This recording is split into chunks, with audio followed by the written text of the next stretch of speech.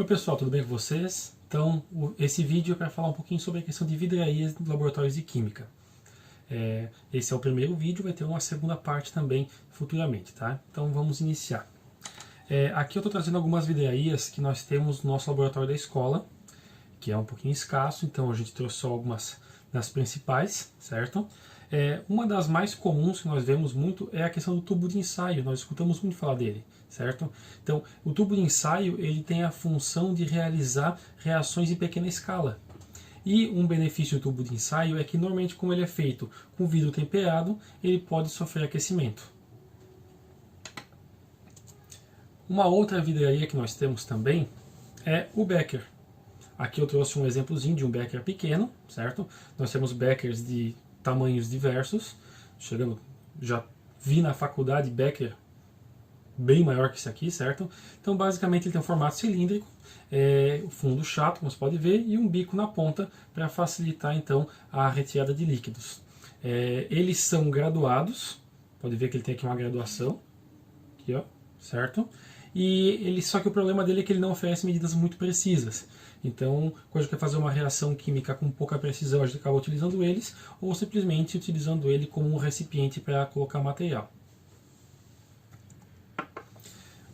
O Erlenmeyer é esse vidrinho aqui, ó, certo?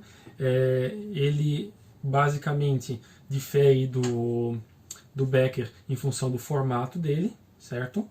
Ele pode ser feito de vidro, plástico, policarbonato, entre outros materiais também, certo? E ele é ideal para armazenar materiais, bem como misturar soluções, porque eu consigo facilmente segurar ele aqui e trabalhando com a solução por dentro. Consigo trabalhar com ele facilmente para que a solução ela se misture. Aqui. A proveta. Pessoal, a proveta basicamente ela tem um formato cilíndrico, certo? E ela serve para medida de líquidos. Ela possui uma escala volumétrica aqui, certo? Só que ela não tem uma medição muito rigorosa. Então o que acontece é que ela é utilizada para medições de líquidos, mas não com uma precisão muito precisa, certo? Tem uma certa precisão, mas não é muito grande. Ela pode ser fabricada de plástico ou de vidro, então vai depender muito da situação que vai estar utilizando ela, certo? Existem provetas, pessoal, de tamanhos distintos, tá? E a proveta, ela ficou muito conhecido o nome dela pela questão da utilização da proveta para fertilização in vitro. Aí vem aquele termo, bebê de proveta e tudo mais, certo? Bom, a pipeta. Pessoal, a pipeta ela é pouco usada no ambiente escolar, mas é muito importante a utilização da pipeta num laboratório de química, tá? Esse instrumento ele é utilizado para medição e transferência de líquidos. Ela tem uma precisão muito grande. Percebam que ela é bastante fininha, certo? Existem outras mais finas que essa aqui, inclusive, tá? Esse aqui é um exemplo de pipeta. Existem algumas outras que tem um volumezinho maior aqui no meio e tal. E ela normalmente, quando ela é utilizada desse formato aqui que eu tenho de vidro, ela normalmente vem com a pera de sucção conectada aqui em cima. Mas nós temos aí pipetas eletrônicas, inclusive, que você consegue utilizar em laboratórios com uma facilidade muito maior. Que para alguém que trabalha com laboratório de química deve ser um sonho uma pipeta eletrônica ao invés de uma pipeta desse tipo, né? Então, ela tem uma medida muito mais rigorosa para a gente fazer a análise de uma quantidade de líquidos, certo? E, como eu falei, ela normalmente é utilizada junto com a pera de sucção. Por quê? Você não vai botar a boca aqui na ponta e puxar um ácido sulfúrico, por exemplo, né? Não tente isso em casa. Bom, placa de Petri. Essa aqui ela é mais utilizada no ambiente da microbiologia.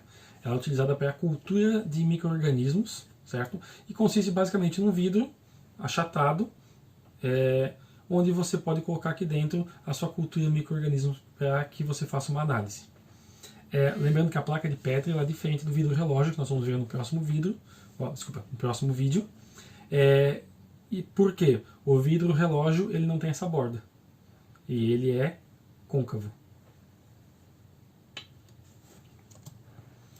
O balão volumétrico é este aqui, certo? E ele basicamente é um frasco que serve para misturas de líquidos, certo? Serve para fazer preparações. A gente como o Erlenmeyer consegue segurar ele e chacoalhar aqui então para fazer a mistura, ele serve para fazer diluições principalmente, com volumes já precisos ou fixados, porque pode perceber que ele não tem uma escala aqui na lateral, ele tem um volume fixo. Esse aqui, por exemplo, o volume dele é 100 ml nesta marquinha aqui em cima. Então eu não consigo ter uma precisão grande nele, a menos que eu esteja trabalhando dentro do volume total. Nós temos também aqui o balão de fundo chato, certo? Existe o outro balão de fundo redondo e o balão de fundo chato. Esse aqui eu acho muito mais legal de usar, em função de que eu consigo colocar ele em cima de uma superfície e ele fica parado, certo? Então eu consigo botar em cima de uma superfície plana. Ele pode ser aquecido, certo? Em cima de uma superfície, normalmente de uma telinha de amianto, e isso me permite então fazer reações com aquecimento ou até mesmo fazer algumas misturas. Percebam que ele também não tem uma escala e ele também não tem um ponto máximo de volume. Aqui diz que o volume dele máximo é 125, mas é o volume máximo dele dentro disso aqui tudo. Temos o funil, certo? Aqui eu tenho um funil de vidro, ele pode ser feito de outros materiais tantos. A função do funil basicamente é a transferência de um líquido ou de um pó, certo? Um sólido na forma de pó, e ele tem esse formato de um funil, por isso o nome dele é funil. Nossa.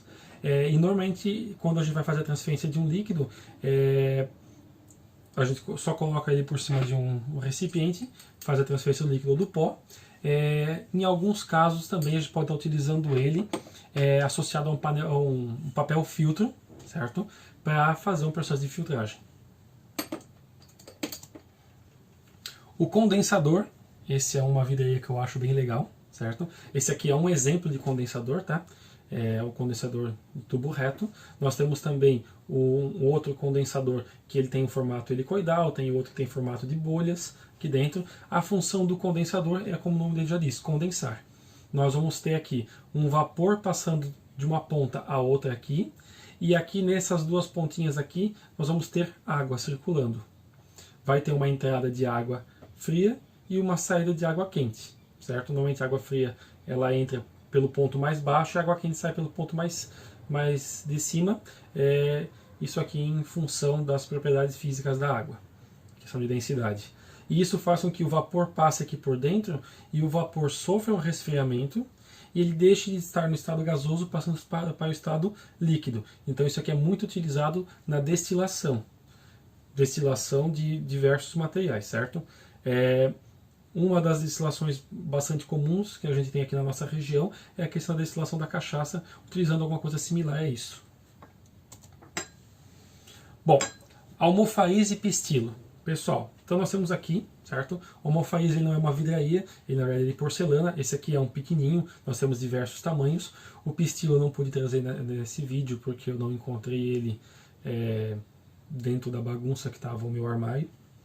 Então, basicamente ele serve para fazer moagem de pequenos grãos ou algo assim. Às vezes a gente quer fazer alguma reação e a gente quer que essa reação seja acelerada, e para isso então a gente pega e faz a moagem. Quanto menor for a granulometria daquilo que a gente está reagindo, mais rápida vai acontecer a reação, certo? Só que assim, ó, uma dica, não confundam o almofariz com o cadinho. O cadinho ele é mais comprido e ele normalmente tem a função de ir ao forno. A bureta. Pessoal, essa aqui é a bureta, certo? Percebam que ela difere desta primeira aqui, nós já trabalhamos. A função da bureta, ela tem uma graduação, aqui, como você pode ver, certo? E ela também tem uma torneira junto a ela. Normalmente elas são feitas de vidro, tá? E elas são fixadas junto a uma garra, normalmente num suporte universal. Muitas das vezes também associadas a um funil, aqui em cima para facilitar a passagem dos líquidos, em alguns casos também associadas a um Erlenmeyer aqui embaixo, ou até às vezes a um balão volumétrico, algo assim, certo? Ela não tem a função principal de trabalhar a decantação, deixando isso claro. É possível fazer uma decantação usando ela? Sim, é possível, mas tem materiais mais vantajosos para ser utilizado isso aqui. Ela contém uma escala, como eu falei, graduada, uma rigorosidade um pouquinho melhor do que, por exemplo, uma proveta. Normalmente isso aqui em ml ou centímetros cúbicos. E ela é muito utilizada para fazer titulações de soluções. Aqui outro que é o bastão de vidro, que consiste no bastão feito de vidro, certo? Que ele normalmente é utilizado para fazer alguma mistura. Obviamente você não vai botar a mão lá dentro da mistura para misturar, e muitas vezes você não vai estar colocando ali um pedaço de madeira, plástico, algo, porque pode ser que aquilo ali esteja envolvido com material corrosivo e isso vai prejudicar o material. Então, se você está usando um recipiente de vidro, um bastão de vidro, obviamente não vai derreter também. Nós temos aqui o funil separador, certo? Como eu falei antes, tem ferramentas muito melhores para fazer o processo de decantação do que esta ferramenta aqui, certo? Então, se eu pegar isso aqui, eu posso associar a um funil aqui, posso estar colocando também um Erlenmeyer aqui embaixo e tal. Basicamente eu vou colocar um líquido aqui dentro e vou deixar ele decantar. A partir do momento que ele decantou, eu vou abrir o meu registro, a minha torneira, de forma bem cuidadosa. Eu posso abrir ela ao ponto de só gotejar, ao ponto de ela estar escorrendo com uma correntezinha bem fininha, ou ao ponto de deixar sair tudo de uma vez, certo?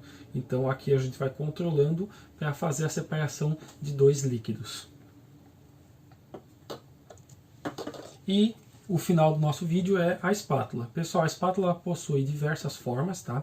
Ela tem esse aqui é um exemplo que eu tinha lá no meu laboratório da escola, mas ela basicamente é uma colher, certo?